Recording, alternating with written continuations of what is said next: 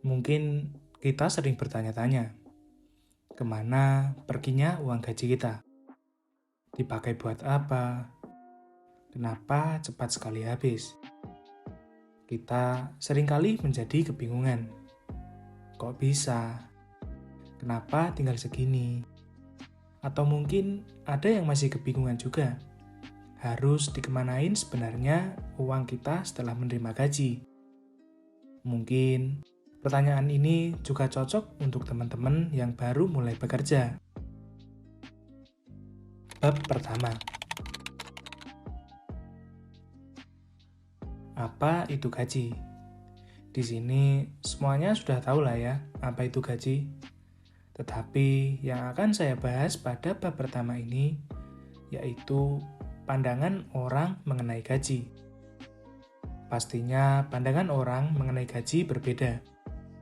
Dulu, saat saya pertama mendapat gaji itu merupakan uang yang akan saya gunakan untuk berbelanja hal yang saya inginkan. Dan ternyata, mindset seperti ini sangatlah salah. Dan juga, kesalahan yang saya lakukan lainnya yaitu tidak pernah mencatat pengeluaran dan pemasukan. Dari mulai menerima gaji, buat ini, buat itu, tidak pernah saya catat. Mungkin ini menjadi salah satu penyebab dari pertanyaan, kok tinggal segini, dipakai buat apa? Bab 2. Kenapa bab kedua anak muda? Karena masih banyak anak muda yang mungkin belum mendapatkan pengetahuan tentang keuangan. Apalagi yang baru pertama kali masuk ke dunia kerja. Karena saya dulu belum mendapatkannya atau mungkin belum berpikir sampai ke situ. Setelah lulus, saya langsung bekerja dan masih bingung tentang cara mengelola uang tersebut. Dan ditambah omongan orang yang mumpung belum punya cicilan, mumpung masih muda, dipakai buat senang-senang aja dulu, dan lain-lain. Bab ketiga.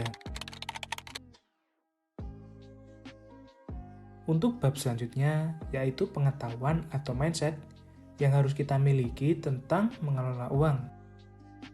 Yang pertama, yaitu harus selalu mencatat pemasukan dan pengeluaran uang kita. Apapun itu, berapapun itu. Kenapa? Ya, supaya kita bisa tahu uang kita tuh kemana aja. Yang kedua, membuat catatan untuk mengelompokkan pengeluaran mulai dari yang paling dibutuhkan, seperti membayar kosan, membayar cicilan, makan, dan kuota internet. Jadi, setidaknya kita harus tahu, uang kita harus dikemanain terlebih dahulu, mana yang harus didahulukan. Yang ketiga, setelah mengelompokkan dari yang paling dibutuhkan, kita harus punya dana darurat. Apa itu dana darurat?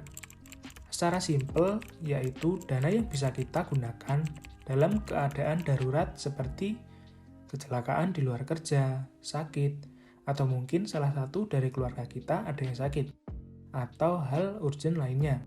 Kita bisa menggunakan dana tersebut. Bab keempat. Hal yang harus dihindari atau setidaknya dikurangi. Yang pertama, yaitu membeli barang yang belum tentu digunakan. Di sini kita tidak perlu contohnya. Yang penting, kalau tidak perlu, tidak usah dibeli. Walaupun itu diskon 30%, 40%, sebisa mungkin kita tahan untuk tidak membelinya. Kalau barang tersebut tidak kita pakai. Yang kedua, membeli barang tapi dengan tipe yang sama, cuma beda brandnya. Walaupun kita suka nih, semisal sama barangnya. Tapi kalau di rumah punya barang yang sama, cuma beda merek, sebaiknya ditunda terlebih dahulu. Yang ketiga, membeli sebuah barang tetapi harganya di luar batas kemampuan kita hanya untuk mendapatkan validasi dari orang lain atau hanya ingin terlihat seperti idola kita. Walaupun itu hak kalian, tapi kalau di pertengahan atau di akhir bulan uang kalian habis, itu namanya sangat memaksa.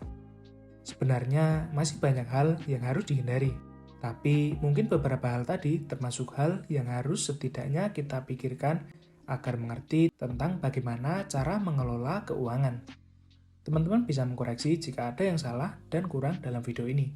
Semoga video ini bermanfaat.